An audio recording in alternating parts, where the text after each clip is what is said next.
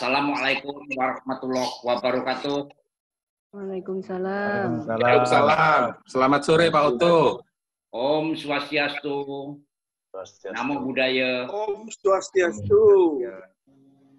Wei Tong Tien. Dan Rahayu. Rahayu. Dan pada saat ini kita semua sama-sama telah menyelesaikan ibadah puasa kita bagi yang melaksanakan, dan pada saatnya pada bulan Syawal ini pun juga satu budaya kita adalah saling memaafkan. Untuk itu tidak berlebihan apabila pada kesempatan hari ini saya mohon kepada Gus Nizam selaku Ketua Umum Indonesia Merayakan Perbedaan untuk bisa memberikan kata sambutan dalam acara ini. Saya persilakan Gus Nizam. Tolong untuk suara.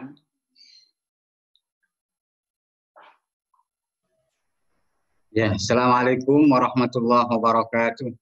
Waalaikumsalam.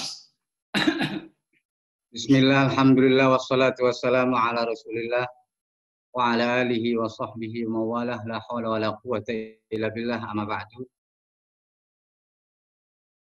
Salam sejahtera untuk kita semua. Izinkanlah saya memberikan sedikit sambutan atas nama Ketua Ketua Indonesia Merayakan Perbedaan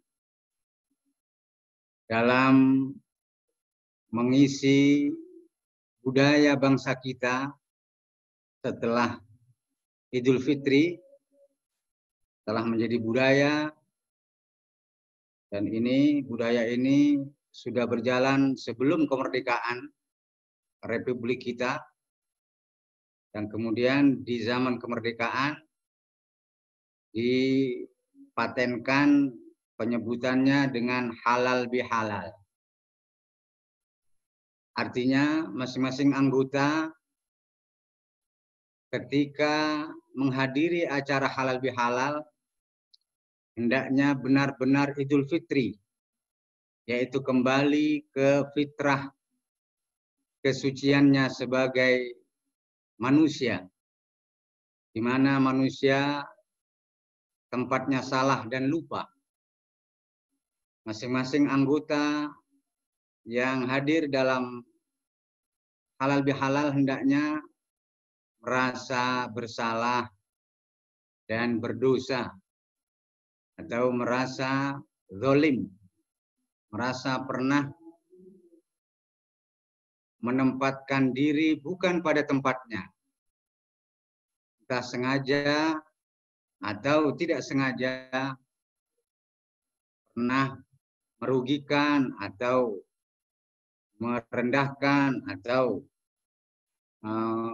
kurang sopan santun, kurang menghargai, kurang menghormati, kurang memuliakan, kurang memanusiakan, dan lain sebagainya dan seterusnya. Maka saya mewakili semua, khususnya dari para tokoh lintas agama, saya ucapkan minal aidin wal faizin, semoga kita semua termasuk hamba-hamba Tuhan yang benar-benar kembali ke fitrah kesucian kita sebagai manusia, dan mudah-mudahan pula kita termasuk hamba-hamba Tuhan yang menang melawan hawa nafsu sendiri. Dan yang paling bersalah dan berdosa di IMP adalah saya. Khususnya di acara Ramadan kemarin, benar-benar saya merasa berdosa, bersalah atas ketidakhadiran 2 kali. Mudah-mudahan itu tidak terulang. Itu benar-benar tidak ada unsur kesengajaan, tapi tetaplah itu saya akui sebagai kesalahan dan dosa bagi saya. Di kesempatan yang sangat baik ini, dari lubuk hati yang paling dalam, khususnya kepada Pak Oto, saya meminta maaf sedalam-dalamnya. Mudah-mudahan di kesempatan lain tidak terjadi lagi. Saudara-saudaraku yang aku kasihi, salam semua saudara, bahwa masing-masing kita tentulah berharap TMP ini bisa lebih maju dan lebih dikenal di masyarakat. Pelan tapi pasti mudah-mudahan bisa menuju ke tengah-tengah perhatian bangsa, yaitu menuju ibu kota.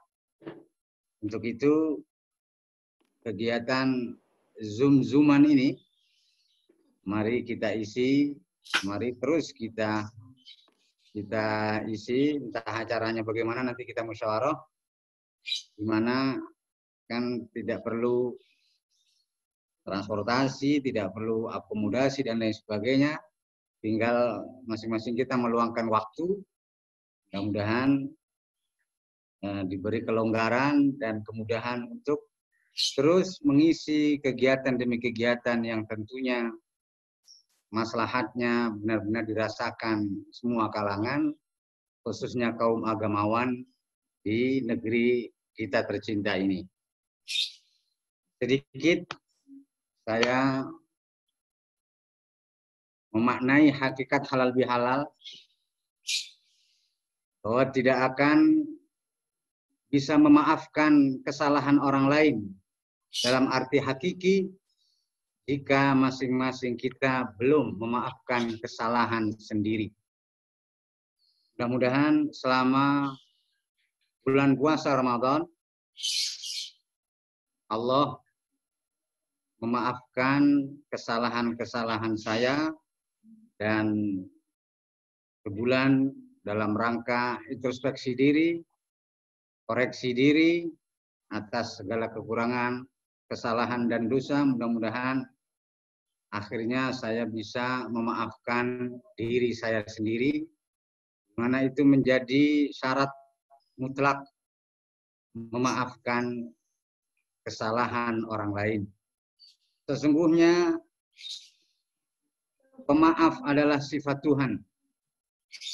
Innallaha afuwun yuhibbul afwa. Sungguh Allah itu maha pemaaf yang sangat menyukai permaafan. Dalam rangkaian doa di agama kami, setelah sholat malam, disunnahkan untuk berdoa dengan redaksi Allahumma innaka afuwun tuhibbul afwa fa'fu anna.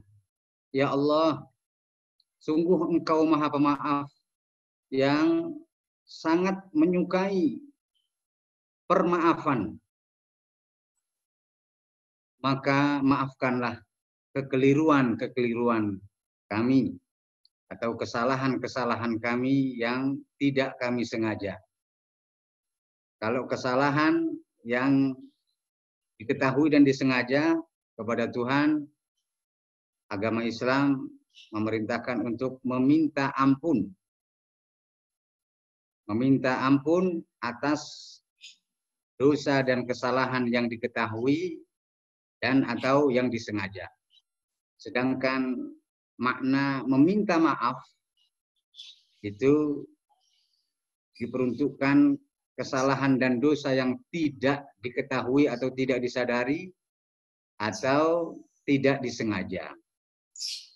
Dalam kesempatan ini saya sadar sesadar-sadarnya banyak melakukan kesalahan dan dosa kepada Bapak Ibu, saudara-saudari seiman sekalian, yang kesalahan dan dosa saya kepada sesama manusia itu tidak saya ketahui atau tidak saya sadari atau tidak saya sengaja. Sekali lagi, saya atas nama Ketua Umum Indonesia Merayakan Perbedaan, dari lubuk hati yang paling dalam, dengan hati yang tulus, saya memohon maaf yang sebesar-besarnya.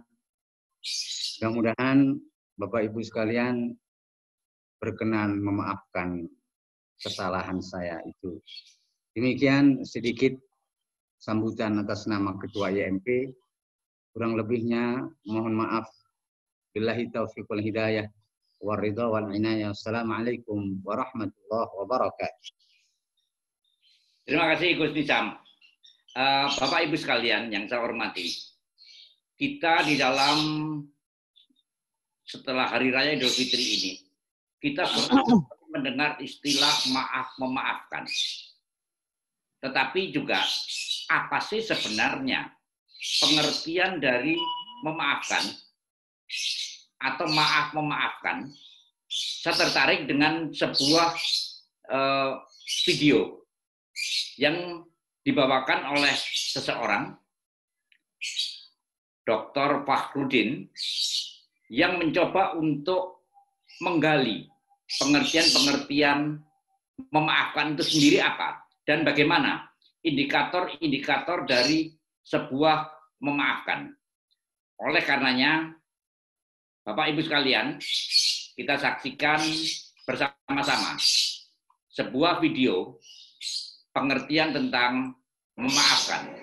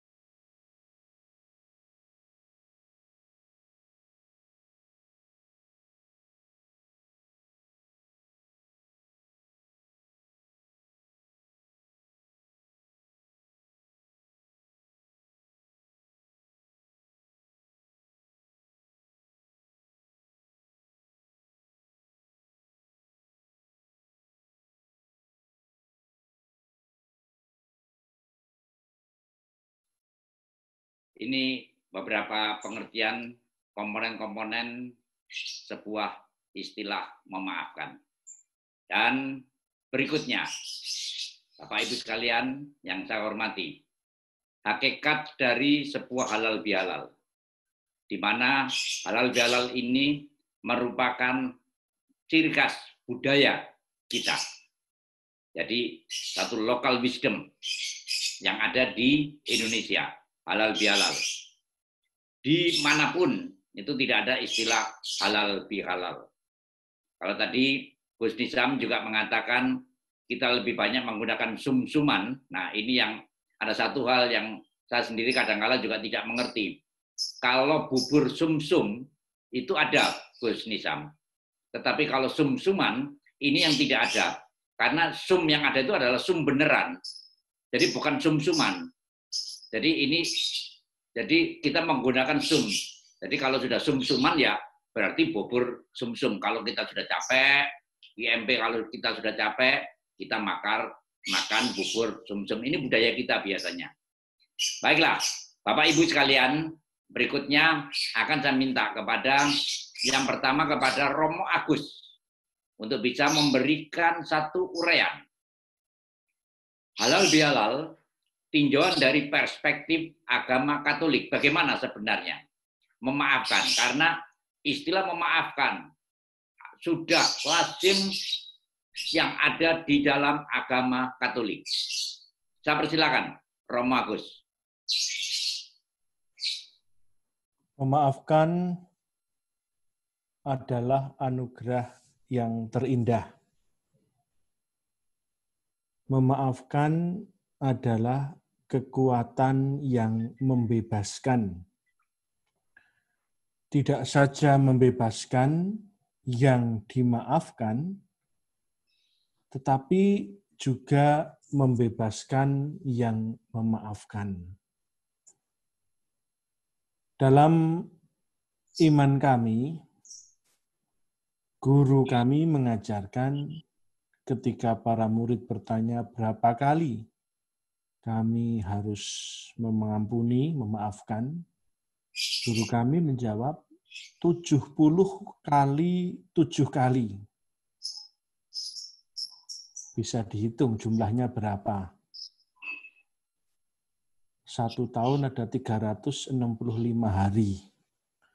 Kalau ini mengampuni 70 kali 7 kali, andaikan sehari 1 kali, 1 tahun belum selesai.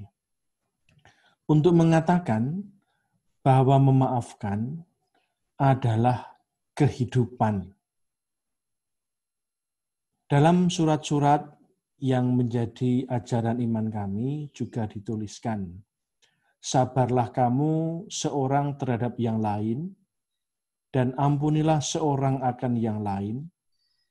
Apabila yang seorang menaruh dendam terhadap yang lain, sama seperti Tuhan telah mengampuni kamu, kamu berbuat jugalah demikian. Karena jikalau kamu mengampuni kesalahan orang, Bapamu yang di surga akan mengampuni kamu juga.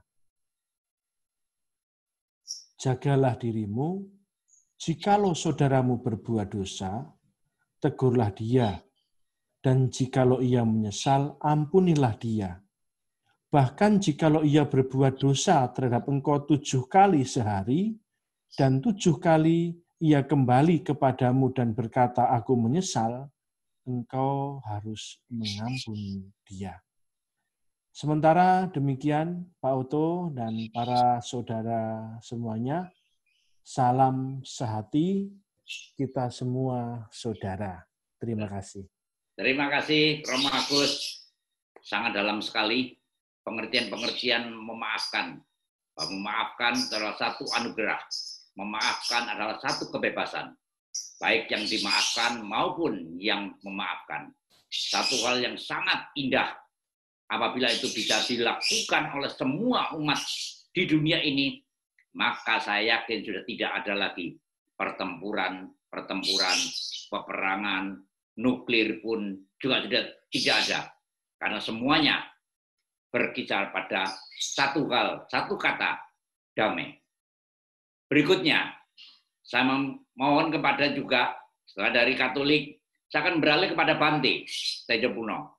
Saya persilakan, Bante, bagaimana sebenarnya istilah memaafkan itu tinjauan dari agama Buddha. Apabila ada seseorang yang berbuat salah, tapi kesalahan tersebut menurut ukuran manusia ini sudah tidak bisa dimaafkan. Misalnya dia sudah membunuh orang dan sebagainya, kemudian dia meminta maaf.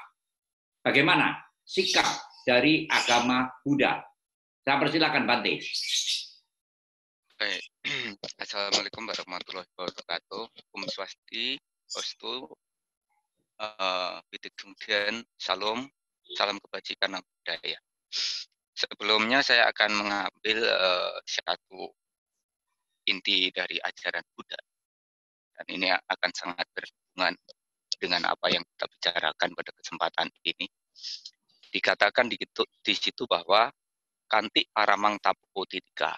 Kesabaran adalah cara melatih batin yang tinggi.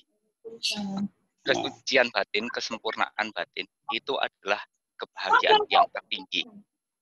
Tidak melukai, tidak menyakiti siapapun. Barang siapa saja yang masih melukai, menyakiti orang lain, makhluk lain, dia bukanlah seorang pertapa, dia bukanlah seorang samana.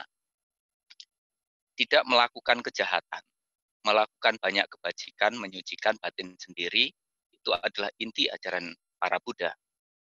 Di dalam perjalanan kehidupan kita, di mana kita semuanya tinggal di alam semesta, yang mana juga tinggal bersama dengan makhluk-makhluk hidup yang lainnya. Meskipun beda alam, beda bentuk, beda bahasa, semua orang, semua makhluk memiliki satu keinginan yang sama, yaitu ingin hidupnya bahagia. Nah, kalau kita menyadari bahwa kita semua orang, semua makhluk ingin hidupnya bahagia, maka tidak sepatutnya kita mencari kebahagiaan di atas penderitaan orang lain, makhluk lain yang sama-sama ingin hidupnya bahagia. Jadi sesungguhnya kalau kita tidak pernah melakukan kesalahan, kita tidak perlu untuk minta maaf. Orang yang minta maaf itu adalah orang yang pernah melakukan kesalahan, melakukan perbuatan-perbuatan buruk kepada orang yang makhluk hidup yang sama-sama juga ingin hidupnya bahagia. Kemarin kami sudah sampaikan bahwa akar dari semua tindakan jahat pertama adalah karena kebencian. Kedua adalah karena keserakahan, dan yang ketiga karena kebodohan, delusi. Nah, di dalam syair Dhammapada, Buddha pernah menyampaikan bahwa ia menghina saya, ia melukai saya, ia menyakiti saya, ia merampas milik saya. Barang siapapun yang masih memiliki pikiran-pikiran seperti itu, maka kebenciannya tidak akan pernah berakhir dari dirinya. Dan dikatakan bahwa kebencian tidak akan pernah berakhir apabila dibalas dengan kebencian. Kebencian akan berakhir apabila kita mampu memaafkan dan membalasnya dengan cinta kasih. Nah, pada saat kita berkumpul bergaul dari lingkungan yang paling kecil, kita sih kalau misalnya mau minta maaf, yang pertama kali harus kita minta maaf ini itu sebenarnya kepada orang yang paling dekat dengan kita. Orang tua, pasangan hidup kita, anak kita, mungkin tetangga kita, atau orang-orang yang kita kenal, teman kita atau orang-orang yang di dalam ruang lingkup pekerjaan kita. Karena dengan mereka lah kita setiap hari, setiap waktu berkumpul. Nah, maka dikala kita melakukan kesalahan, melakukan perbuatan buruk, yang harus kita lakukan adalah kita ini bertekad untuk tidak mengulangi keburukan itu. Kenapa? Karena orang yang diperlakukan seperti itu pun juga tidak mau. Maka seperti apa kita ingin diperlakukan, maka seperti itulah hendaknya kita memperlakukan.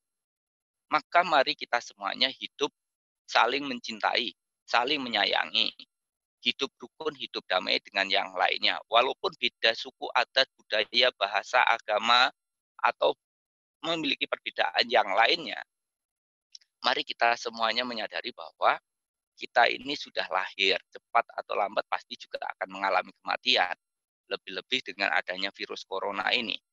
Kalau kemudian kita ini masih punya banyak musuh, kita tidak sempat minta maaf, kemudian kita sudah meninggal dunia. Kita meninggal dengan kondisi kebencian atau permusuhan dengan seseorang. Yang sering kita dengar orang-orang tua, orang-orang bijak mengatakan bahwa satu musuh masih terlalu banyak, sejuta teman masih terlalu sedikit. Maka dari itu, setiap hari, setiap waktu, upayakan untuk kita kumpul bergaul dengan siapapun, tidak punya masalah. Begitu kita pernah memiliki masalah dengan seseorang, segeralah datang meminta maaf. Dengan cara apa? Dengan cara kita tidak mengulang keburukan atau kesalahan kepada orang lain. Jangan istilahnya itu meminta maaf itu kayak upacara saja. Minta maaf setelah kita melakukan keburukan, kesalahan, melukai orang lain, minta maaf. Setelah dimaafkan, diulangi lagi. Setelah itu minta maaf lagi. Setelah minta maaf, diulangi lagi. Nah, ini kan permainan anak-anak. Nah, kalau memang kita itu benar-benar meminta maaf, kita harus punya etikat baik, punya tekad, punya niat untuk tidak mengulangi perbuatan buruk yang bisa melukai, menyakiti orang. Begitu kita minta maaf kepada orang yang pernah kita lukai, kita sakiti, apakah keburukan yang kita lakukan ini tidak akan berbuah? Tetap akan berbuah. Sesuai dengan benih yang ditabur, seperti itulah jenis buah yang akan dipetiknya. Walaupun kita sudah minta maaf, perbuatan ini tetap akan berakibat kepada diri kita. Cuma orang yang memaafkan kita, dia sudah istilahnya legowo, dan dia tidak hidup dengan kebencian. Dia tidak hidup dengan dendam. Jadi pada saat kita saling memaafkan, Di situ kita sudah tidak ada permusuhan, tidak ada dendam, tidak ada sakit hati lagi. Tapi bukan berarti keburukan yang pernah kita lakukan ini tidak akan berakibat, tidak akan berbuah, tidak menimbulkan dampak. Sama seperti hanya contohnya, kita berhutang. Setelah itu kita minta maaf. Apakah setelah minta maaf hutang kita tidak dibayar? Ya tetap harus dibayar. Tetap harus dibayar. Nah, maka dari itu, di sini perlu untuk kita belajar, untuk hidup berkesadaran. Gimana caranya supaya kita ini tidak punya kebencian di dalam tutur kata, di dalam perilaku, di dalam pikiran kita, sehingga kita hidup bahagia tanpa kebencian. Syair yang pernah disampaikan oleh Buddha bahwa sungguh indah, sungguh bahagia hidup tanpa kebencian. Di antara orang-orang yang hidup saling membenci, kita hidup bahagia tanpa membenci. Jadi kalau setelah kita melakukan kesalahan, minta maaf diulangi lagi, nah ini adalah sebuah permainan aja.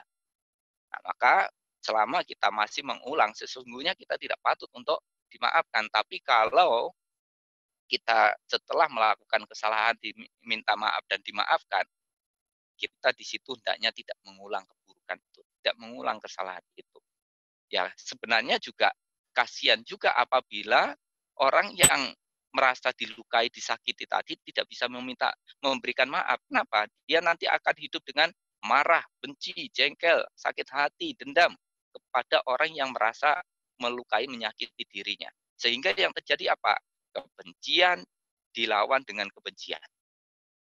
Akhirnya yang terjadi sama-sama membenci, sama-sama menderita, hidup dengan kebencian. Maka dari itu mari kita semuanya di hari-hari seperti ini, ya sebenarnya saya perlu untuk mendapatkan penjelasan Romo Otto tentang asal muasal atau riwayat halal ini.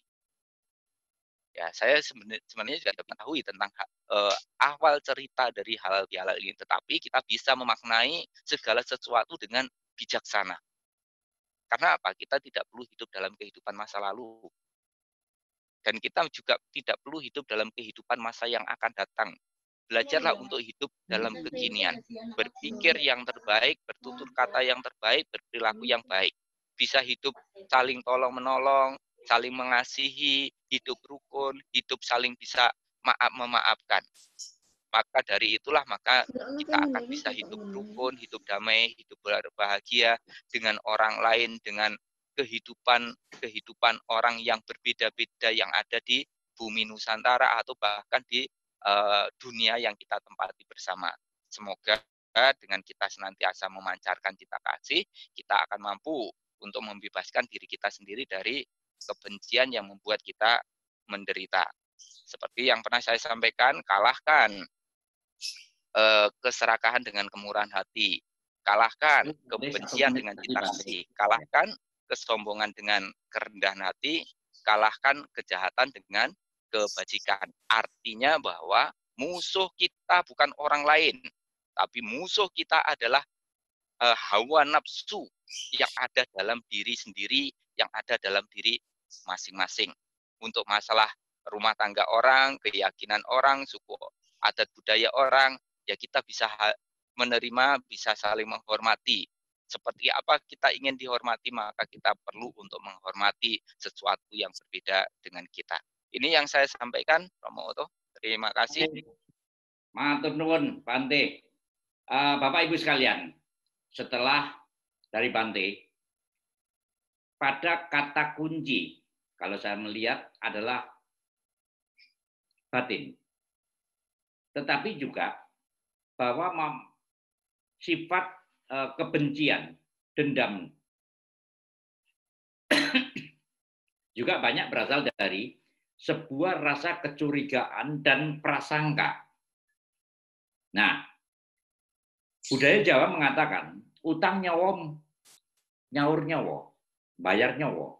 Utang duit nyaur duit. Nah, dari sini kemudian juga ada istilah banyak sekali di dalam budaya-budaya Jawa yang berkaitan dengan saling memaafkan. orang kalau mau meninggal, misalnya selalu juga permohonan maaf baik dari orang, dari keluarga, maupun dari yang lain. Bagaimana terkait dengan masalah ini? Sebelum kita akan masuk ke sesi yang berikutnya, maka pada kesempatan ini ada satu partisipan yang akan memberikan satu hiburan pada kita. Karena ini sifatnya halal bihalal, jadi akan kita kemas secara informal tetapi serius. Jadi sersan, serius tapi santai. Saya persilakan untuk Li Fun. Nah, ini menampilkan sebuah karyanya.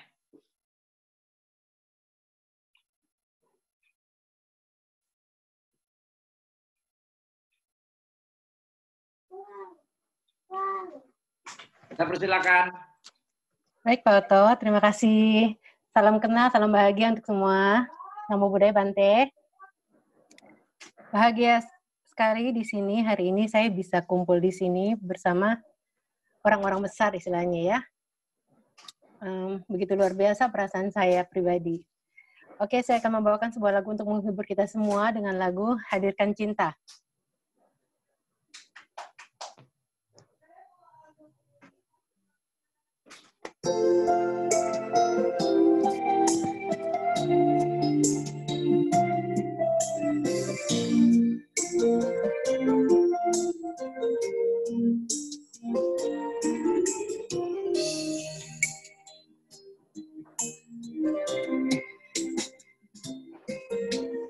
Pernahkah kita renungi tentang arah langkah dalam hidup ini? Tebarkanlah cinta kasih di lubuk hati agar bahagia terjadi. Sadarlah, hai manusia, berpedoman yang benar agar bahagia. Pancarkanlah cinta kasih pada sesama agar bahagia dunia. Terkadang hati kita pun terpana menatap kemilau dunia. Terkadang suara hati pun meronta, rasakan palsunya dunia.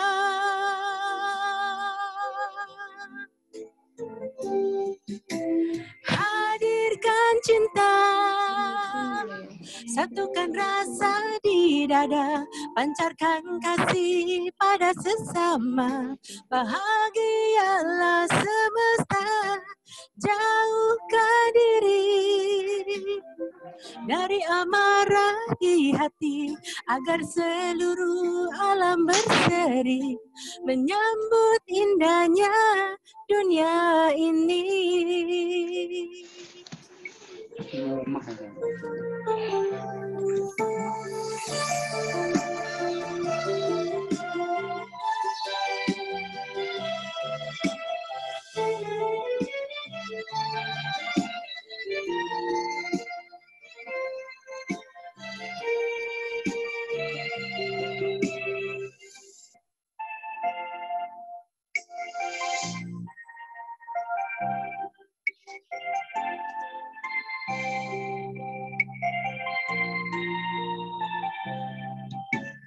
Terkadang hati kita pun terpana menatap kemilau dunia. Terkadang suara hati pun meronta, rasakan palsunya dunia.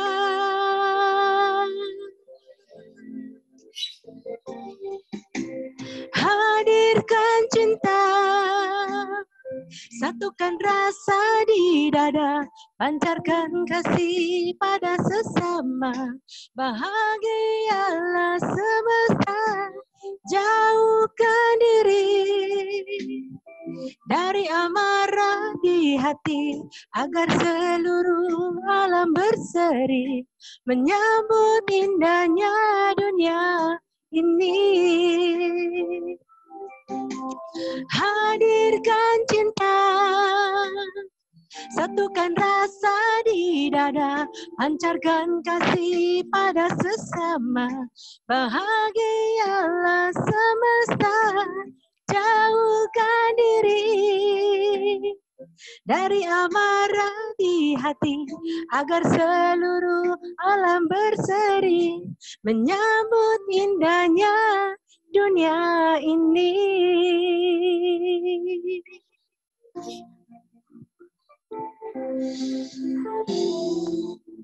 Terima kasih.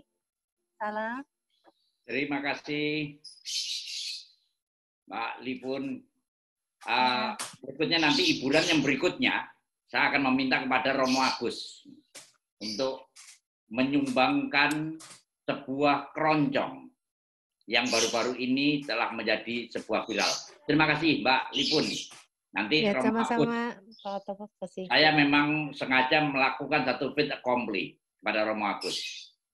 Jadi tanpa konfirmasi terlebih dahulu, saya yakin bahwa Romo Agus pasti akan bersedia untuk menyumbangkan sebuah lagu. Baiklah, Bapak Ibu sekalian yang saya hormati, berikutnya adalah ini ada satu pertanyaan tadi, tapi nanti akan kita dari Sumatera Utara, apakah ajaran Buddha itu mengeni Tuhan? Apa mengeni itu istilah itu? Tapi nanti Bante, karena di situ disebutkan bahwa ternyata ajaran agama Buddha itu hampir sama dengan ajaran Tuhan Yesus. Ini menurut dari pendeta Togar Tampu Bolon. Berikutnya akan saya mohon kepada Bapak Jayusman untuk bisa memberikan satu uraian perspektif memaafkan, hakikat halal bihalal. Jadi sudah ada dua pertanyaan, satu mengenai sejarah halal bihalal itu sendiri, kedua ajaran Buddha. Saya persilakan Pak Jayusman. Terima kasih yang saya hormati Gus Nisam selaku Ketua IMP, walaupun kita barusan aja bertemu 2 kali Gus, tapi saya selalu mengikuti streaming Gus Nisam ini di YouTube. Saya sampaikan salam Pancasila, salam semua saudara, Rahayu. Memang saya lupa, kepada seluruh tokoh agama dan para spiritualis ini. Semoga di sore yang berbahagia ini kita selalu mendapatkan limpahan kebahagiaan dan keanugerahan karaharjan dari Tuhan Yang Maha Esa. Berbicara kata halal bihalal atau memaafkan itu merupakan salah satu kalimat yang mudah diucapkan tetapi sulit untuk kemudian dilakukan secara secara fisikal. Artinya apa? Memaafkan itu memang seyogianya dimiliki oleh setiap insan. Karena terus terang manusia itu adalah merupakan utusan Tuhan. Utusan Tuhan untuk membawa suatu kedamaian, membawa satu kebahagiaan bagi seluruh umat, bagi seluruh makhluk yang ada di dunia ini. Karena terus terang manusia memiliki sifat-sifat sirik, dengki, dendam, kemudian ingin merugikan orang lain dan sebagainya. Padahal kita sebagai utusan Tuhan, sebagai manusia diharapkan oleh Allah yang Maha Kuasa, oleh Tuhan ini untuk memiliki sifat-sifat yang agung, sifat-sifat yang rohim, sifat-sifat yang kasih terhadap sesama, sifat-sifat yang adil.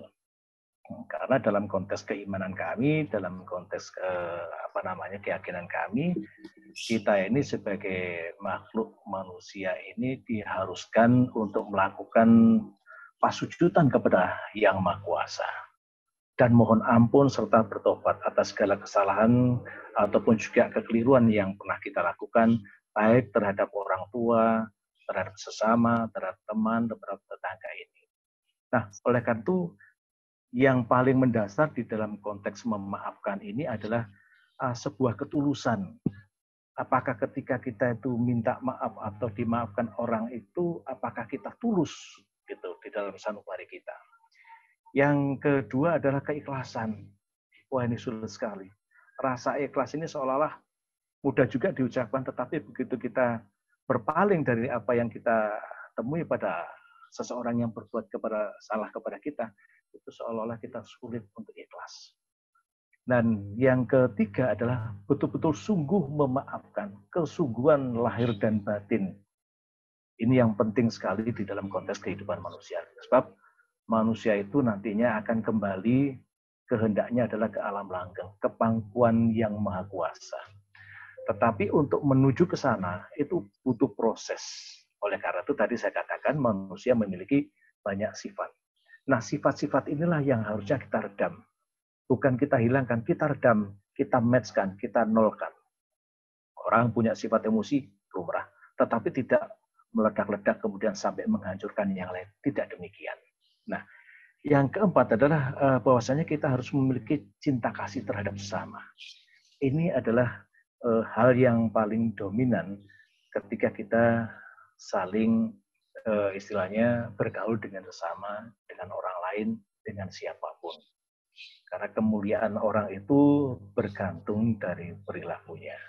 Maka dalam konteks keyakinan kami itu memang ada semacam sesandi ing diwai marang sapa wae warga sabda dharma, warga manusia ini harus bersinar laksana surya. Ini adalah sebuah kehendak di mana kita satu, saling tolong-menolong, saling memaafkan, saling membantu antar sesama. Ini sebuah kesempurnaan bagi setiap insan, setiap manusia yang nantinya menjadi manusia yang memiliki nafsu budi pakarti yang luhur. Kita ibaratkan aja ke manusia hidup di dunia ini sebagai seperti seorang supir, ya kan, di jalanan. Kita kapan harus mengerem, kapan kita harus melajukan, kapan kita harus belok kiri, kapan kita harus belok kanan. Ya, dari manusia itu saya ibaratkan secara implisit semacam itu. Nah, konteks memaafkan ini harus ada di setiap sanubari manusia. Dan ini untuk menuju ke sempurnaan hidup kita nanti di alam langgeng. Kula kinten makaten Rama utuh, kula ngaturaken gunjing panuwun rahayu. Rahayu. Matur nuwun Pak Jayusman. Berikutnya saya mohon juga saya akan langsung kepada Bapak Nyoman Aryasna untuk bisa memberikan perspektif dari Hindu. Bagaimana sebenarnya agama Hindu melihat memaafkan halal bihalal ini bagaimana? Hakikat halal bihalal tinjauan dari agama Hindu. Saya persilakan Bapak Aryasna. Terima kasih Pak Utuh. Om Swastiastu, Namo Buddhaya, Assalamualaikum warahmatullahi wabarakatuh. Salam sejahtera, salam kebajikan, rahayu, dan salam Pancasila.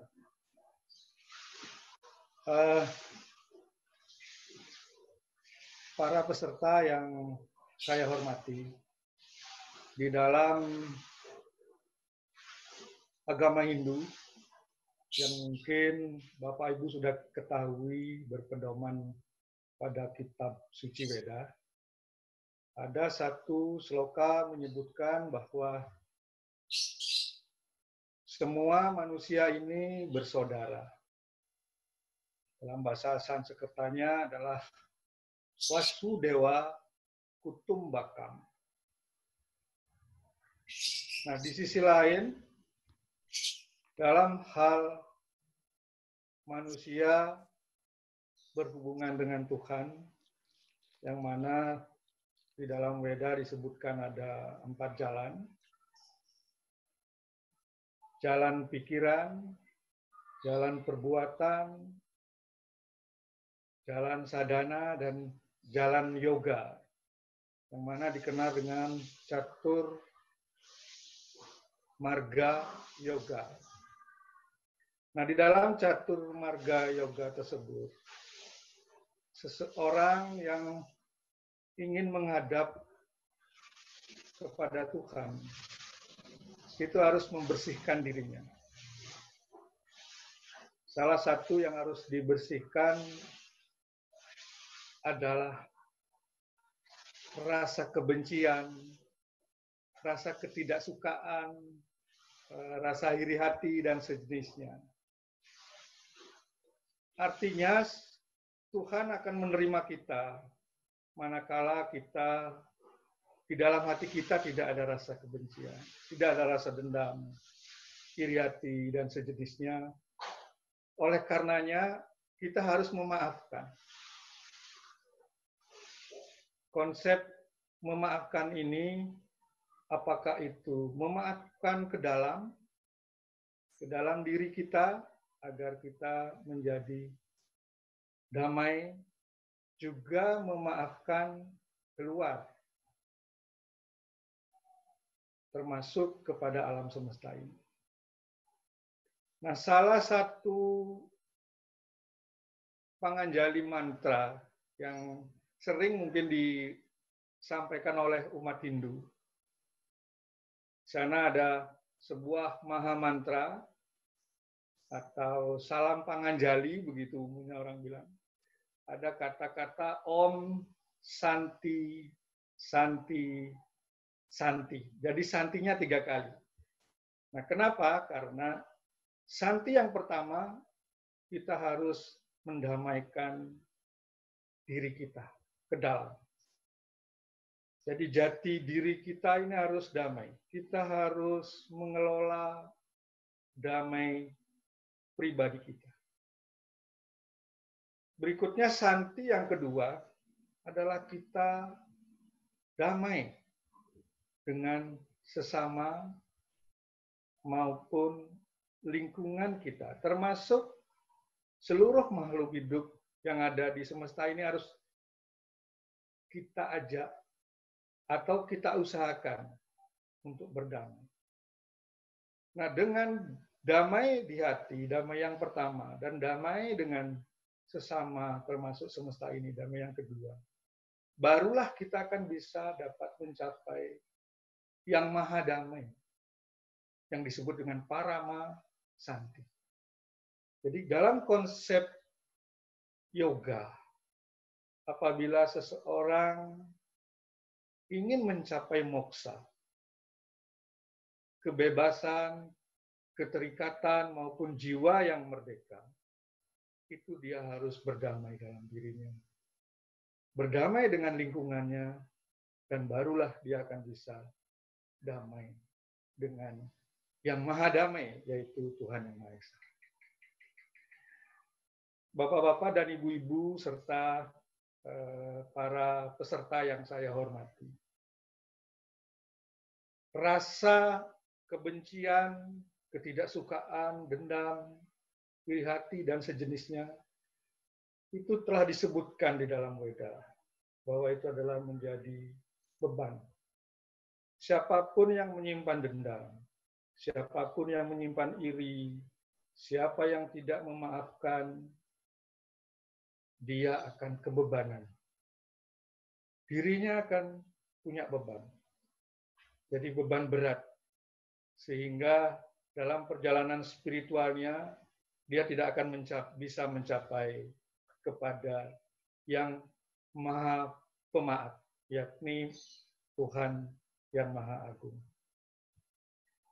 Nah, di dalam kitab Weda juga disebutkan, ragadi musuh maparo, ring hati tungguannya tan madoh ring awak. Jadi sebenarnya musuh utama kita itu ada dalam diri kita. Makanya di dalam Mahamantra Paramasanti atau Santi yang pertama itu disampaikan bahwa kita harus mendamaikan diri kita dulu. Jadi kita harus berdialog, kontemplasi, introspeksi kepada diri kita.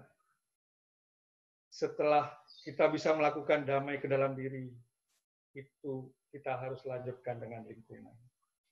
Inilah makna damai yang ada dalam Weda. Dan apabila diimplementasikan, ini juga terdapat dalam Weda yang dikenal oleh umat Hindu yang disebut dengan Catur Paramita. Nah, Catur Paramita ini mengamanatkan kepada umat Hindu agar melaksanakan yang pertama namanya Maitri. Kasih sayang, meminta maaf dan saling memaafkan, dan ramah tamah kepada setiap orang. Yang kedua, karuna. Harus punya sifat untuk saling tolong-menolong. Gotong royong, lebih-lebih di suasana pandemi ini. Dengan sifat tolong-menolong ini, sudah barang tentu akan lebih membebaskan jiwa kita. Yang ketiga, mudita. Jadi kita harus berusaha membuat orang lain juga nyaman. Dan yang keempat adalah upeksa. Kita harus toleransi, punya rasa toleransi, dan menghargai orang lain. Demikian juga yang diamanatkan oleh Eka Dasa Brata atau Eka Dasa Wrata. Salah satunya adalah Sarwa Dharma Sama Natya. Jadi umat Hindu kok ini ya? Mendapat amanat untuk saling menghargai antar umat beragama. Nah, oleh karena itu kebetulan saat ini adalah hari yang tepat untuk karena habis Hari Raya Idul Fitri, saya pribadi maupun selaku tokoh umat menyampaikan selamat Idul Fitri kepada saudara-saudaraku umat Muslim. Mohon maaf lahir dan batin karena mungkin selama kita berinteraksi ada hal-hal yang kurang berkenan. Om Santi, Santi, Santi Om. Terima kasih. Terima kasih, Pak Aryasna. Baik, Bapak-Bapak, Ibu-Ibu sekalian. Berikutnya, di tengah-tengah ini, saya hanya berpikir bahwa nanti Gus Dicam, ini sebagai gongnya, gong yang terakhir nanti. Sekarang saya mengharapkan dari Hatsu Bingki Irawan untuk bisa memberikan uraian terkait dengan hakikat halal bihalal ditinjau dari agama Konghucu. Saya persilakan. Selamat sore buat semuanya. Assalamualaikum warahmatullahi wabarakatuh. Om Swastiastu, Namo Buddhaya, Shalom, salam kebajikan, Rahayu Bagas Paras. Di kesempatan ini, saya sudah mendengar semua paparan dari sahabat-sahabat saya, semuanya benar. Saya ingin menambahkan aja di dalam ajaran Konghucu, bahwa maaf itu adalah sebuah laku kebajikan. Namun, sayang sekali kalau maaf itu tanpa ada ketulusan. Nah, maaf yang ada ketulusan itulah yang sulit dilakukan oleh manusia. Lah, kenapa demikian? Karena ketulusan itu harus mampu mengendalikan ego yang ada pada diri kita sendiri. Bila tidak mampu mengendalikan ego, tentu maaf itu tidak akan jadi tulus. Karena di dalam ajaran Konghucu sendiri sangat-sangat menekankan bahwa sejak manusia lahir itu sudah dibekali 7 sifat kenafsuan. Maka kenafsuan itu bukan untuk dimusuhi, tapi harus dikendalikan. 7 sifat kenafsuan itu adalah gembira, marah, sedih, senang, benci, dan takut, cinta, dan keinginan. Nah, inilah yang menjadikan manusia bisa hidup karena ada 7 kenafsuan tersebut. Tanpa ada 7 kenafsuan itu, hidup itu akan tidak ada artinya. Namun, ke-7 sifat itu harus bisa kita kendalikan. Jadi itu merupakan suatu kewajiban bahwa manusia hidup harus bisa mengendalikan ke-7 sifat nafsunya itu. Hal untuk memaafkan itu hal yang sangat wajar. Tetapi pemaafan itu bukan hanya dilakukan setahun sekali, tapi setiap saat, setiap detik harus kita bisa memaafkan. Karena semua manusia mempunyai sifat atau rasa yang sama meskipun berbeda kulit dan rupa kita. Seperti saya juga mempunyai rasa kebencian, rasa senang, rasa sakit hati, rasa tersinggung. Saudara-saudaraku yang lain pun demikian juga mempunyai rasa seperti itu. Jadi, memaafkan itu adalah membutuhkan satu ketulusan, dan ketulusan itu membutuhkan pengendalian ego kita masing-masing. Kalau kita bisa mengendalikan ego kita, ketulusan itu akan muncul, itulah rasa memaafkan yang sangat-sangat betul-betul dimaafkan. Semua manusia di dunia ini tidak ada seorang pun yang mau disalahkan. Semua manusia mempunyai satu kesalahan, baik yang besar mau sekecil apapun, kita itu mempunyai kesalahan. Nah, kewajiban kita meminta maaf, dan kita mempunyai kewajiban pula untuk memberi maaf pada yang lain. Mungkin hanya itu Pak Oto yang bisa saya sampaikan. Semoga bisa ada manfaatnya. Dan saya mau mengucapkan minal aidin wal faidin pada seluruh saudara saya yang Muslim. Barangkali saya ada salahnya, ya juga mohon dimaafkan. Terima kasih Pak Oto. Terima kasih Atsu Bingki Irawan. Dan satu lagi sebenarnya saya mohon kepada Romo Agus. Apakah masih bisa monitor Romo Agus untuk bisa melantunkan sebuah keroncong? Ini. Saya persilakan Romo Agus. Sedang tidak bisa Pak Oto.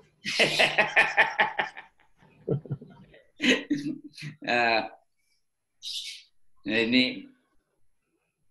lanjut diskusi dulu saja. Begitu ya, ayo. Nah, ini semua sudah mengharapkan ini. Pergi dari Romo Agus. Nah ini. Nah, terus tapi hari ini bisa toh? Apa itu? Aduh. Nah, ayo dulu jawabannya paksa mawon. Nah, itu Pak Bingki ya. Gimana Pak Bingki, setuju di? Oh, setuju. Semua ya untuk bisa Romo Agus ini ya melantunkan suaranya ya. Harus ya. Harus. Ya gimana Romo Agus? Bagaimana ya? Nggak ada apa-apa tanpa kaki roto wae. Nah, ayo. Versi yang lain. Ya, versi yang lain juga. Ya wis. Mangkono ngelmu kang nyoto saknyatane mung weh reseping ati.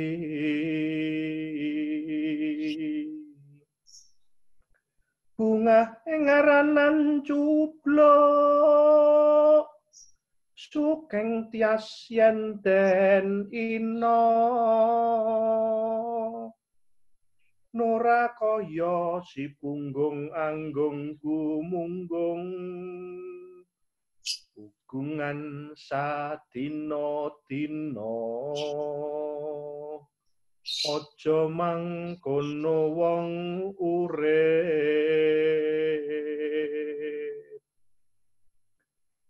Yang saya sampaikan adalah sekar pangkur dari Serat Wedotomo.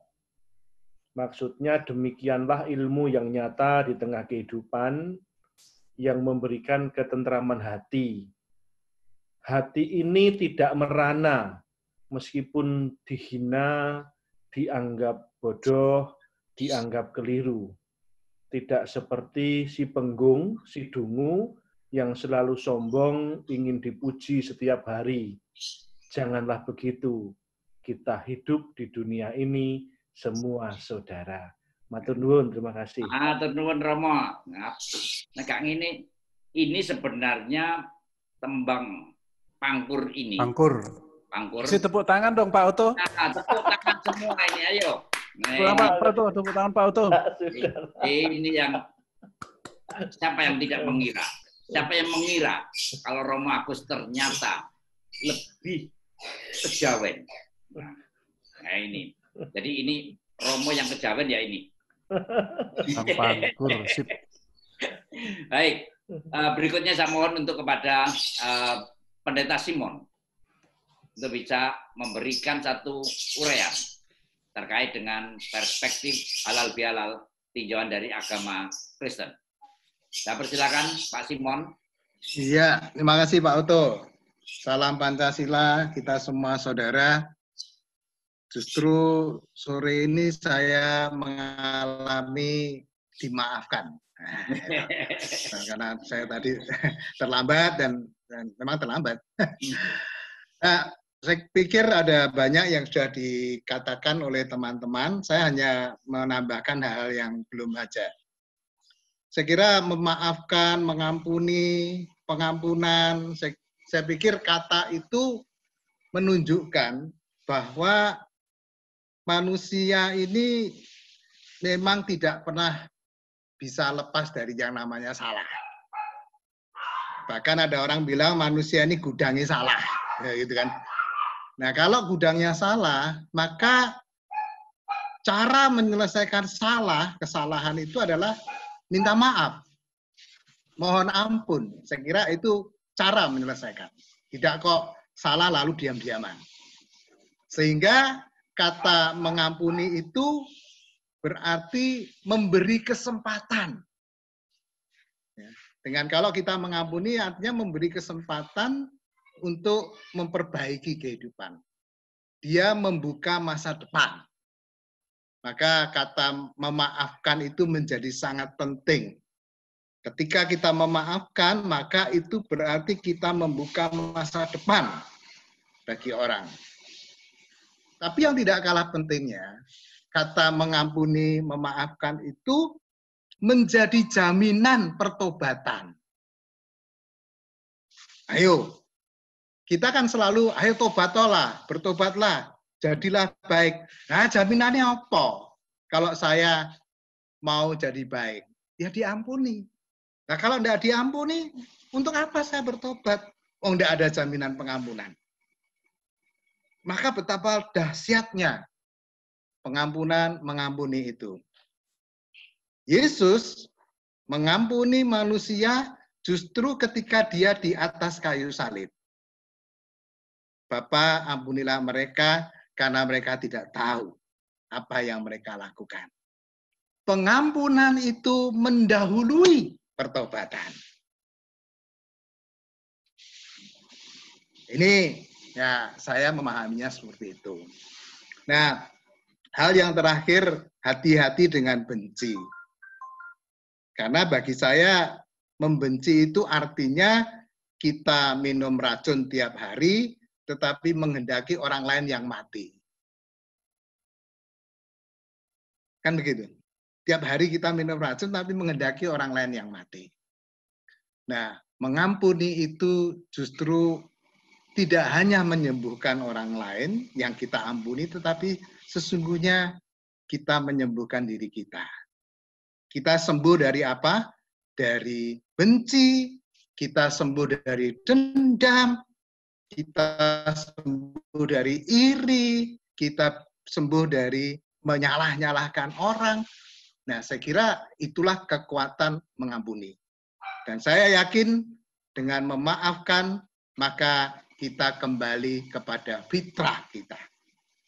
Karena kita diciptakan sebagai makhluk yang punya daya memaafkan. Terima kasih Pak Oto.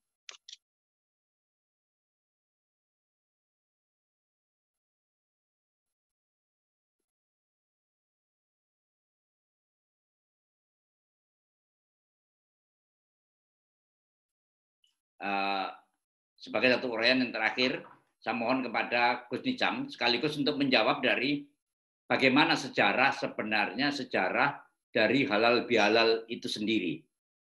Karena saya yakin bahwa halal bihalal ini adalah budaya kita, bukan budaya Arab. Ini bagaimana Gus Nizam? Saya persilakan kepada Gus Nizam. Ya, terima kasih Pak Oto. Halal bihalal sejarahnya tradisi Jawa kuno di zaman Pangeran Sambernyowo, Suryakarta atau Solo. Kira-kira 200-an tahun sebelum kemerdekaan. Walaupun penamaan halal bihalal belum, tapi prakteknya itu sudah jauh sebelum kemerdekaan, di mana sang raja dan permaisuri yang biasanya melayani satu demi satu rakyatnya itu dipandang melelahkan. Kemudian Pangeran Sambernyowo meminta izin kepada raja untuk menggabungkan seluruh rakyat di hari yang sama, sehingga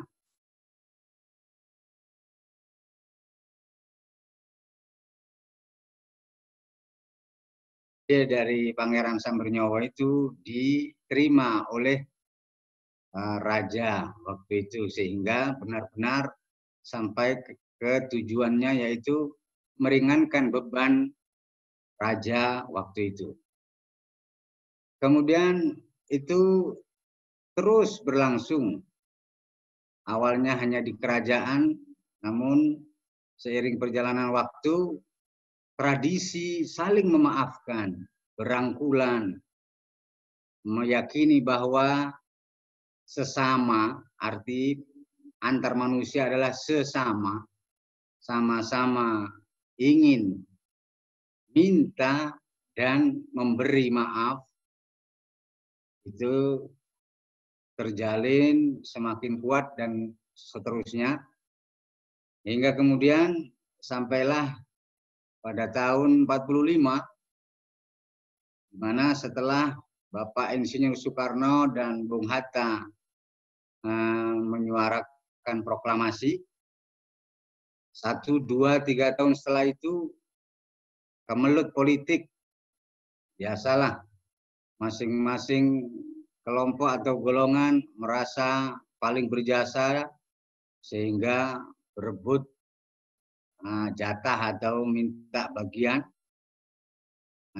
Konflik politik dalam negeri awal-awal Bapak Presiden Insinyur Soekarno memimpin itu benar-benar panas dan terjadi ketegangan antar tokoh elit politik berikut bawahannya atau pengikutnya, sehingga membuat Pak Karno pusing. Lantas bertanya atau minta saran kepada Kiai Wahab Hasbullah Ketua NU atau wakil pendiri NU, pendirinya Mbah Yai Hashim, wakilnya Mbah Yai Wahab Hasbullah Tambak Beras Jombang. Kemudian setelah waktu membacakan proklamator itu kalau nggak salah tanggal 18 Ramadan alias masih puasa. Nah, di kesempatan yang sangat baik Kiai Wahab Hasbullah melontarkan ide bagaimana kalau acara Idul Fitri beberapa hari ke depan ini kita gunakan untuk menurunkan tensi politik dalam negeri yang waktu itu memanas agar masing-masing tokoh khususnya berikut bawahan atau kelompoknya situasinya mendingin, kemudian nanti diajak musyawarah. Nah, diundang ke acara halal bihalal, kemudian dinamai oleh Kiai Wahab Hasbullah, menamai dengan istilah halal bihalal. Kata halal sudah menjadi bahasa Indonesia, kata serapan, memang asalnya bahasa Arab, namun telah menjadi bahasa Indonesia resmi. Kalau diartikan secara harfiah, halal artinya boleh atau terurai atau sesuatu yang tidak dilarang oleh agama, oleh budaya, oleh undang-undang negara dan lain sebagainya. Bi ini harful jar artinya dengan. Halal ya halal. Secara harfiah boleh dengan boleh, atau cair dengan cair, terurai dengan terurai.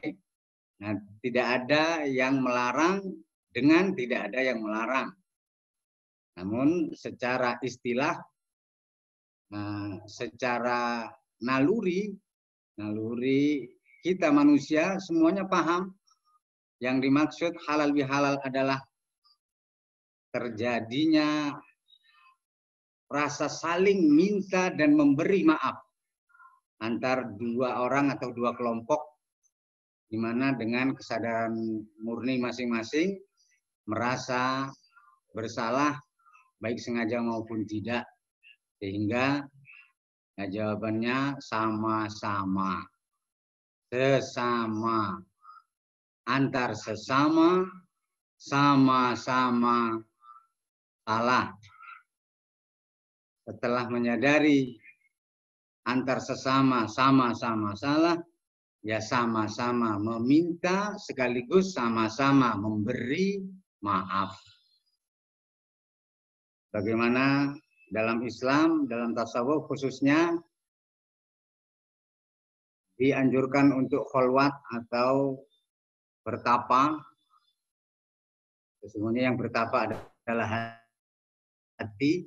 Di situ ucapan kau adalah aku diarahkan ke dalam diri. Kau adalah aku. Aku adalah kau. Setelah proses hati bertapa berhasil baik, kemudian kembali bersosial dengan masyarakat, yang tadinya hanya ucapan batin atau ucapan hati, kemudian dari hati yang ikhlas, tulus itu diucapkan kepada sesama manusia, tentu dengan lisan, yaitu sama, kau adalah aku. Siapapun kau ini, sesama manusia dan atau sesama ciptaan Tuhan. Kau wahai Pak Oto adalah aku. Rasamu rasaku. Kecuali istrimu bukan istriku, Pak Oto. Titik-titikmu, titik-titikku. Nah, ini dari hati, bukan basa-basi, bukan hanya dari lisan, tapi benar-benar ketulusan hati berucap kepada sesama ciptaan, khususnya manusia, kau adalah aku. Mengakui sepenuhnya bahwa orang lain itu benar-benar seudara. Sama-sama menghirup udara Indonesia. Setanah. Tercipta dari tanah yang sama. Seair. Dari air yang sama. Seangin. Dari angin yang sama. Setelah itu, kemudian kau adalah aku yang terakhir. Itu diucapkan, diarahkan kepada Sang Pencipta kita. Tuhan yang Maha Kuasa, Rabbul Alamin, yang mengatur kehidupan semesta. La ilaha illa anta. Tiada Tuhan selain engkau. Nah, kau adalah aku, ini telah fana, atau fanaul fana bahkan, atau lebih tinggi lagi, bako, telah kekal bersama Tuhan yang Maha Kekal. Itu diucapkan, kau adalah aku. Di sini ego seseorang atau keakuan, ya keakuan yang aku ijen-ijen itu telah mati, atau kedirian rendahnya telah lenyap, digantikan oleh kedirian tinggi yang mulia, yaitu sifat-sifat ketuhanan yang Maha Esa. Disitulah hakikat halal bihalal yang mestinya memang yang bisa melakukan halal bihalal dalam arti hakiki hanyalah insan yang benar-benar telah Idul Fitri, telah kembali kepada kefitrahannya seperti keadaan seperti hari di mana ia dilahirkan ibunya, artinya bersih, suci, tak bernoda.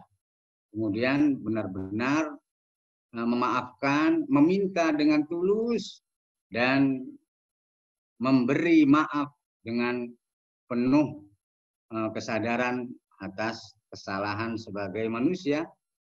Situlah yang mestinya dilakukan oleh setiap insan, khususnya dalam ajaran Islam. Namun yang sampai di hakikat yang seperti itu, ya tentu sangat sedikit. Umumnya ya syariat bloko atau hanya di lisan saja, namun hatinya belum ikut serta, apalagi sirinya, apalagi rahasia hatinya belum benar-benar terpaut dengan Tuhan semesta. Saya kira kalau sekedar pemahaman atau pengertian, ya dioncei yang dalam yang bagaimanapun, saya yakin Bapak Ibu tokoh yang bergabung di MP ini semuanya mahir, bahkan lebih ahli, lebih luas dari saya yang masih belajar dan masih muda, tidak seperti bapak-bapak yang sudah tentu lebih banyak makan asam garam ajaran kesucian agama masing-masing.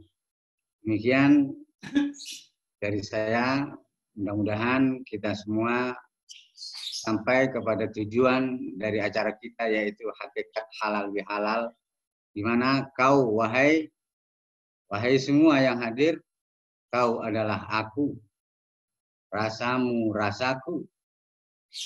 Mudah-mudahan kita benar-benar sehati, sejiwa, setanah, seair, seapi enggak, seangin aja.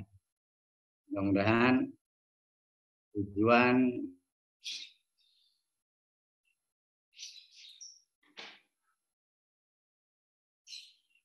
yang mohon maaf. Wassalamualaikum warahmatullahi wabarakatuh. Waalaikumsalam. Terima kasih Gus Nizam. Ada satu hal ini, saya terus terang Mary ini iri melihat ada asap-asap LEIS. Ini yang membuat saya jadi akhirnya bagaimana ya? Kudu apa ya? Mohon maaf ini, Gus Nizam. Saya yang mohon maaf kalau itu nggak ngepul kurang lancar Pak. Nah, ya itu. Ya. Sebelumnya saya akan menyapa dari Manado ini, Bu Mary, torang semua basudara. Bu Mary, Masih adakah Bu Mary?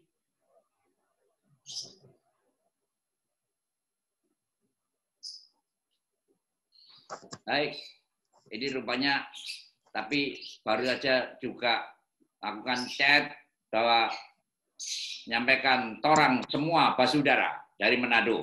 Nah ini ternyata IMP juga sudah mulai dikenal di Manado ini. Terima kasih Bu Mary yang telah bergabung. Bapak-bapak, ibu-ibu sekalian yang saya hormati, sekarang saya masuk kepada partisipan. Mungkin ada sesuatu yang ingin ditanyakan. Saya persilakan, ada 3 penanya. Silakan angkat tangan aja. Siapa yang ingin lakukan satu pertanyaan, saya persilakan. Ditujukan kepada siapa?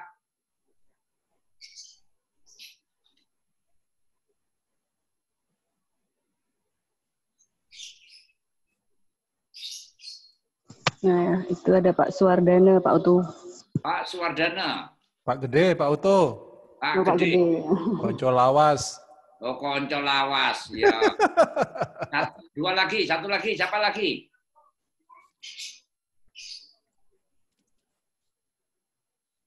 Ayo, 1 lagi. Siapa lagi? Mungkin Bapak Tampu Bolon dari Medan.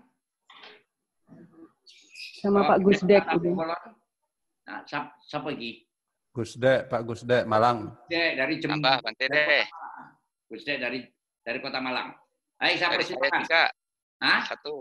Satu lagi tambah dari saya. 1 lagi tambah dari saya.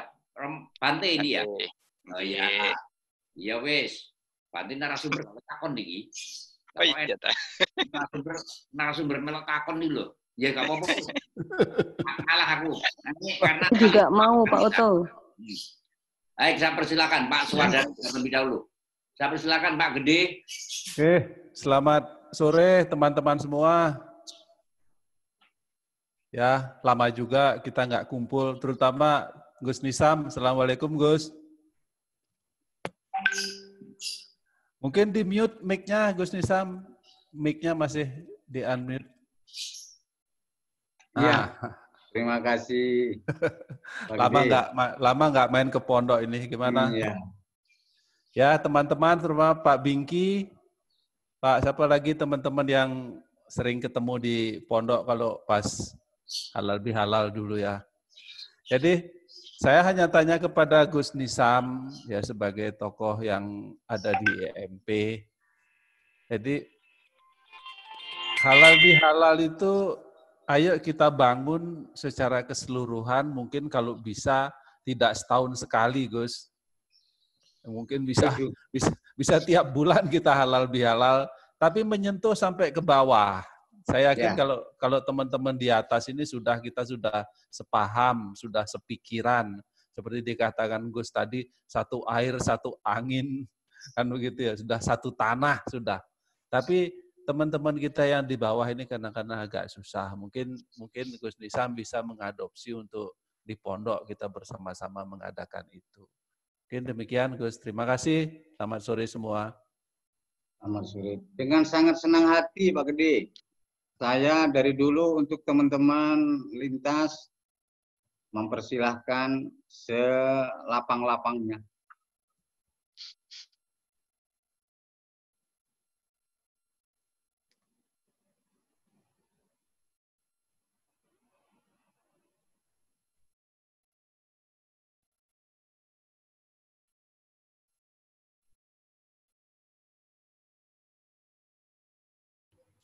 Pak Uto, mana Pak Uto ini? Romo Uto. Wah. Mungkin lagi menikmati sesepan rokok. Oh, bukan. Oh enggak ya, ngopi dulu lah. Saya tidak merokok saya tidak merokok Pak Gede. Pelanggaran. Iya, pelanggaran. Ngopi dulu. Hoak. Oke, demikian. Terima kasih Gus Nisam. Semoga bisa Sama-sama Pak Gede. Sama-sama. Saya persilakan berikutnya kepada Gusdek. Ya. Salam Pancasila semua Salam Bapak Ibu. Salam Pancasila. Salam Pancasila. Pertanyaan kepada Gus Nisam. Salam kenal. Salam kenal. Begini, menarik sekali. Kok ini ada tadi kaitannya dengan Pak Gede yang pertama tadi. Saya karena berkecimpung dari desa ke desa di Kabupaten Malang, kalau memberi sambutan pasti saya mengucapkan mohon maaf jika ada perkataan, selalu, hampir setiap hari, apalagi dengan istri, anak, selalu mengucapkan kalau salah, ya mohon maaf, hampir setiap hari. Nah, tetapi kemarin pada saat kami di kampung saya ini lockdown, ada teman BPD, pengurus minta tanda tangan. Saya terima di luar pagar. Buka pintu tapi masih di luar pagar. Gus Nisam. Dia tersinggung, sudah minta maaf gitu. Kemarin Lebaran juga minta maaf gitu. Karena saya memang udah sepakat dengan Pak RW jangan nerima tamu gitu. Padahal udah janjian, boleh saya tanda tangan tapi di luar pagar. Sudah saya ngomong seperti itu. Apakah saya ini dosanya gede apa tidak ya? Karena sampai sekarang dia di teman-teman saya itu nggak mau maafkan gitu. Wah, menarik sekali acara ini. Matur nuwun. Ya. Matur nuwun Pak Gusdik. Berikutnya, saya persilakan Bante. Nah, tadi pertanyaan ya? Ya, silakan Bante. Ya. Nggih, mekaten. Jadi kita ini biasanya umat itu kan ngikut apa kata gurunya. Apa sing didhawuhke, apa yang dilakukan sang guru itu diikuti, didengar oleh umatnya atau pengikut-pengikutnya. Nah, ini permasalahannya ini sebenarnya kita ini yang di ujung ini, yang di atas ini. Kalau kita sudah memiliki pandangan keliru, pemikiran keliru, dan atau bahkan istilahnya kita sudah membenci, itu kan harusnya cukup dalam hati sendiri, tidak perlu ditular-tularkan. Tapi tidak menutup kemungkinan dikala kita menyampaikan pesan-pesan, ceramah-ceramah, kita sisipkan kebencian itu kepada yang mendengarkan, sehingga orang-orang yang mendengarkan pun akhirnya terjangkit penyakit kebencian ini. Jadi bencinya ini menular kemana-mana. Kalau bencinya hanya sendiri sih dampaknya tidak besar. Tapi kalau kemudian ditularkan kemana-mana, itu kan akhirnya menjadi besar. Nah, sebenarnya awal sebelum kita mengajar kepada orang lain, harusnya kan mengajar ke dalam diri sendiri. Kata-kata itu menjadi indah apabila diucapkan oleh orang yang melaksanakannya. Tetapi kata-kata tidak akan menjadi indah apabila diucapkan oleh orang yang tidak melaksanakannya. Nah, apakah kita ini sebenarnya sudah mampu untuk menyelesaikan masalah kita sendiri sehingga kita bisa memberikan toladan atau pesan-pesan kepada anak-anak kita, pengikut-pengikut kita. Karena mereka semuanya itu begitu patuhnya, dawuhnya apa yang dikatakan oleh tokohnya. Nah, ini saya menyarankan sangat hati-hati di dalam menyampaikan ini supaya kita tidak menular.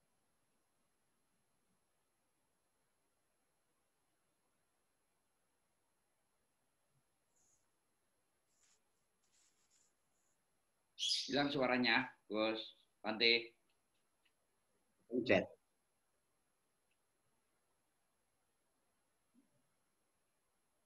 Bante suaranya hilang.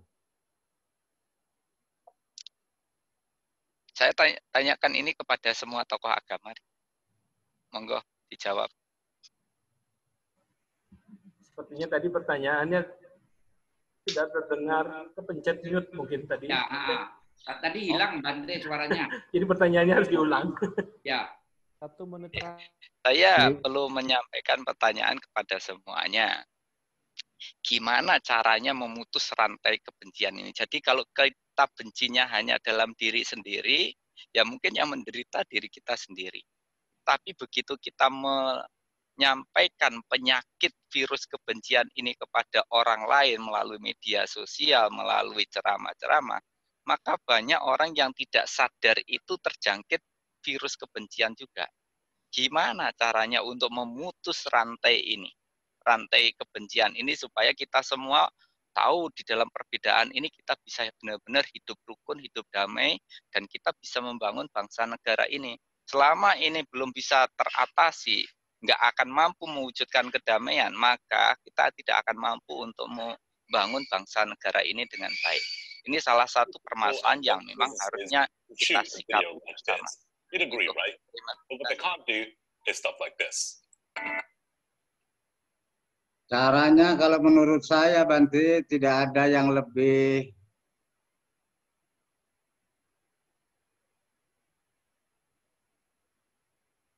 kecuali pada agama Buddha ini, Bante ya. Jadi yang tanya masalahnya. ini ada satu penyimpangan ini. Seorang tokoh agama Buddha menanyakan kepada semua tokoh agama. Nah, sepodoe karo takon nang awake dhewe ya. Baik. Silakan yang karena itu supaya semarak. Nah, silakan kepada Gus Nicam. Ini cukup sekitar 1 sampai 2 menit jawaban dari masing-masing tokoh ini. Saya persilakan Gus Nicam terlebih dahulu. Iya, terima kasih Pak Ojo. Menurut saya tidak ada cara yang lebih baik, lebih efektif dari cara IMP. Ya, Indonesia merayakan perbedaan. Karena kalau belum Idul Fitri, kalau belum kesadaran kasih yang tak pilih kasih, belum bisa atau belum menerima ajakan merayakan perbedaan, alias menciptakan perbedaan atau mengolah perbedaan menjadi pelangi, menjadi biang lala. Nah, maka bagaimana acara IMP ini agar semakin merakyat atau bisa masuk ke semua lini, itu nanti mari bersama-sama kita menyuarakan kebenaran dan cara meraih kesuksesan dalam arti hakiki itu menurut agama masing-masing. Tentu apa yang kita sampaikan pastinya ya harus sudah dilakukan atau diamalkan sebelumnya. Biar tidak, kalau istilah di tasawuf Islam itu, biar tidak syariat bloko. Kalau Gus Dek tadi, ya kita harus setelah kesadaran kita benar-benar kesadaran kasih, kita harus kasihan kepada siapapun yang ada rasa benci atau ada rasa iri, meri, dan lain sebagainya, dan seterusnya. Kita wajib mengasihi mereka dengan ya santunan, senyum, sapa, dan hadiah atau bantuan, dan seterusnya, agar hatinya yang membatu itu menjadi mencair, dan yang kering menjadi basah, serta yang ada rasa benci menjadi cinta. Mudah-mudahan kita benar-benar bisa menguatkan kegiatan IMP ini dan memasyarakatkan ke daerah kita masing-masing. Demikian Pak Oto, terima kasih. Terima kasih Gus Nicam. Saya seruput kopinya. Kok nggak kelihatan kopinya? Monggo ngopi. Oh iya. Mesti diajak masuk gabung EMP itu, Gus.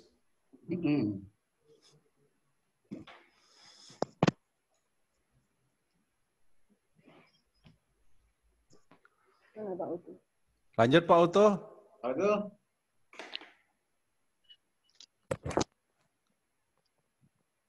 Pak Oto mic-nya. Ya, silakan Romo Agus, lupa saya. Apa itu? Jawab. Saya lupa mitos. Iya. Apa yang disampaikan Bante adalah sebuah pertanyaan reflektif untuk para semua yang mencintai kebinekaan, supaya tuntunan-tuntunan yang diberikan tidak berubah menjadi tontonan di dunia maya, entah dengan YouTube atau apapun, tidak berhenti di dunia maya, tetapi terwujud dalam hidup yang nyata di tengah kehidupan bersama Negara Kesatuan Republik Indonesia ini. Yang pertama yang disampaikan Bante tadi benar, ada semacam peristiwa-peristiwa dan kecenderungan-kecenderungan yang dibahasakan sebagai rusak ajak-ajak, dosa ngupaya konco, sakit hati sendiri, tetapi kemudian mencari pasukan untuk ada pasukan sakit hati, dan menjadi kehancuran bersama. Seperti yang dikatakan oleh Pak Pendeta Simon, saben dino minum racun tidak sadar, tetapi menuntut orang lain nanti yang kalah karena racun itu. Namun, sepertinya tadi kita sudah mendiskusikan banyak hal yang bisa menjadi jalan keluar dari kegundahan refleksi yang disampaikan Bante untuk kita semua. Ada bahasa tadi bahwa Tatwam asi, aku adalah engkau. Ada bahasa tadi torang kita basodara, katong kita basodara. Ada bahasa tadi yang saya terjemahkan dari Pak Uto, rasaku, rasamu, dudu mungsuh, dudu satru. Ada bahasa dari saudara-saudara kita di Minahasa, dari Samratulangi, si tau, timau, tumau, tau. Bagaimana manusia itu memanusiakan sesama manusia. Dan yang terakhir, menurut saya, jalan untuk memutus rantai kebencian, saya kembalikan kepada Bante. Ajaran Bante berpikir benar, bertutur kata dengan benar, dan bertindak dengan benar. Demikian, terima kasih. Baik, terima kasih. Saya pikir ini jawaban, dua jawaban yang sudah bisa mewakili dari semua tokoh agama ini. Mengingat waktu Bapak Ibu sekalian, maka saya akan mencoba untuk mengakhiri acara ini dengan menampilkan sebuah lagu.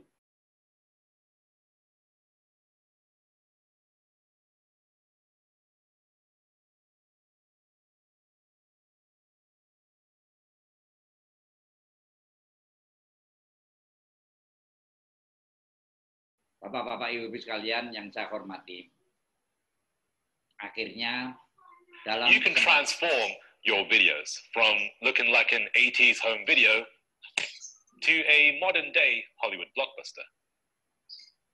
Akhirnya dapat kita simpulkan bahwa sebenarnya kata memaafkan berasal dari sumber kebencian, sumber iri hati. Oleh karenanya, di dalam satu ajaran, bahwa sumber-sumber kebencian, sumber-sumber keirihatian, semuanya berasal dari apa yang dikatakan Sabto Renggo. Ada 7 mata kita 2, telinga kita 2, hidung kita 2, dan mulut kita 1. Mendengar segala sesuatu yang kurang baik, kemudian tanpa dipikir, akan menimbulkan satu kebencian. Melihat sesuatu yang tidak baik, akan menimbulkan sesuatu keirihatian. Demikian juga dengan ucapan-ucapan. Kadang-kala ucapan kita yang keluar dari mulut kita dengan tidak kita sadari, ternyata melukai perasaan seseorang. Ini kemudian inti dari semua ajaran agama adalah SR, kalau saya dapat mengatakan. Islam dengan Assalamualaikum, yang berarti inti hakikat dari adalah damai. Shalom, juga damai. Hindu, juga Santi, damai. Kemudian Buddha pun juga begitu. Dan Konghucu, Sancai, damai. Dan terakhir adalah Rahayu, yang mempunyai hakikat juga damai. Oleh karenanya, Bapak Ibu sekalian, apabila membawakan acara ini, terdapat tutur kata saya yang kurang berkenan, saya mohon maaf yang sebesar-besarnya, dan saya akhiri. Wassalamualaikum warahmatullahi wabarakatuh. Shalom, Om Swastiastu, Namo Buddhaya, Wijek Tongkien, dan Rahayu. Sampai jumpa di lain kesempatan.